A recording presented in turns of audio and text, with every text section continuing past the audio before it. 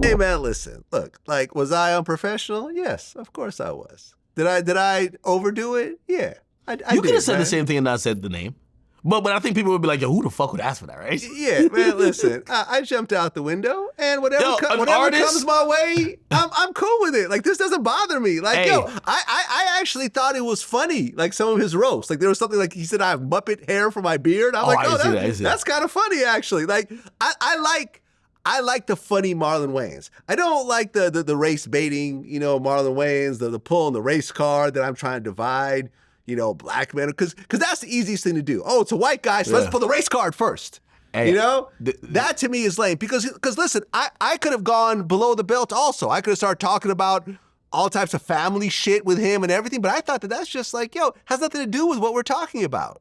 You know what I mean? It's business. It's just business. And at no point did he ever justify that $40,000. Yo, Vlad, you better than me. A rapper asked me to pay for his flight, and I thought I was the most bummest shit ever. I'm like, nigga, you can't get a flight. I'm like, I've paid for a lot of rappers' flights. No, it's not. It wasn't even that. It was just like, I know you're promoting. A lot of rappers got flued out because of Vlad. But then again, the thing is, though, well, also... it depends on if you're in season and off season, right? For me, the reason I started flying rappers out was because... Oh, you can know when they get here. Well, no. It's a couple of reasons. Because the thing is, a lot of times, because I'm behind the camera, I do a lot of remote interviews. Oh. Right?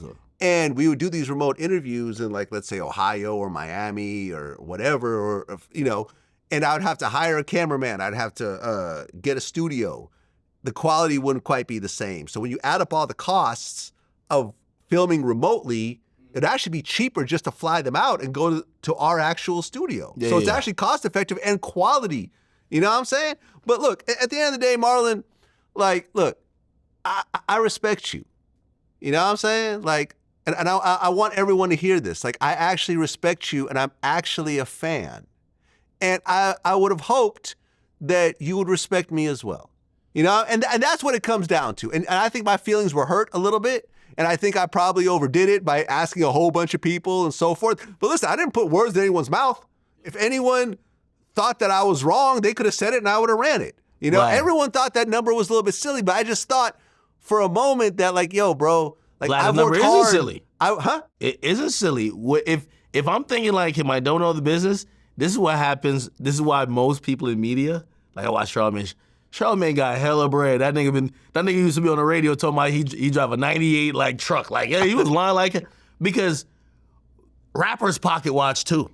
Yeah. Like, what, as soon as, like, they heard that, oh, Vlad got that Richard Mille? What? Vlad got, because now, Vlad, you do, and I've loved this about your interviews now. Like, your input and your perspective is very much a part of the final product, right? You'll tell stories that involve yourself. You'll give a little piece of how you can relate. I put myself in the drama sometimes. Exactly. And I'm gonna be honest with you, I think they'll be like, yo, Vlad living good now, man. Vlad living good. They might be thinking, and this is what happens anytime, listen, when these rappers see this, they start saying, oh, did Act just post a Maybach and a Lambo? This motherfucker got it. Right, and listen, my money, a lot of the money actually came from investments, though. It came from taking the money from VladTV and putting it into stocks and so forth, and that's grown over time. Like, if I literally had been spending my money every year, I'd probably still be relatively broke. You know what I'm saying? But I actually invested the money. This Richard Mille that I'm wearing came from me trading in 3 other watches and kicking up some money. And the watches have all maintained their value, so I got all my money back. I didn't just go and just drop a huge bag for this. It was like, these are moves, and I've been doing this for 16 years. So anyways, listen, Marlon, I apologize for jumping out the window the way I did. You didn't really deserve it, because honestly, at the end of the day, it was just a business negotiation. I could have kept it to myself. I overdid it. There we go. You know what I'm saying? Yeah. And at one point, maybe we could work something out, because I do actually respect you. That was the reason I approached you in the first place. You know what I mean? And I just hoped that you would see what I have done over these years. And VladTV has gotten, I think, close to 6 billion views over time. 6 billion views. I just was hoping that you would respect my platform the same way you respect Drink Champs, the same way you respect Big Boy, the same way you respect Charlamagne. Maybe not exactly the same because we don't have that type of relationship, but at least a certain level of respect of, like, something, bro?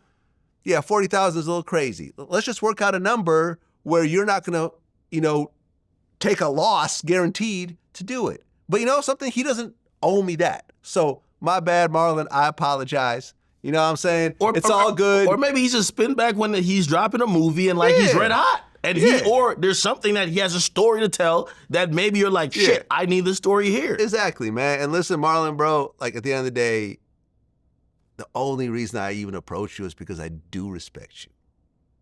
And that's it. And I think most people just want to respect each other. You know? And I think it could have been handled a little bit differently. He could have handled it a little bit differently, and I could have handled it a little bit differently. But here we are, and it's all good. I'm not tripping.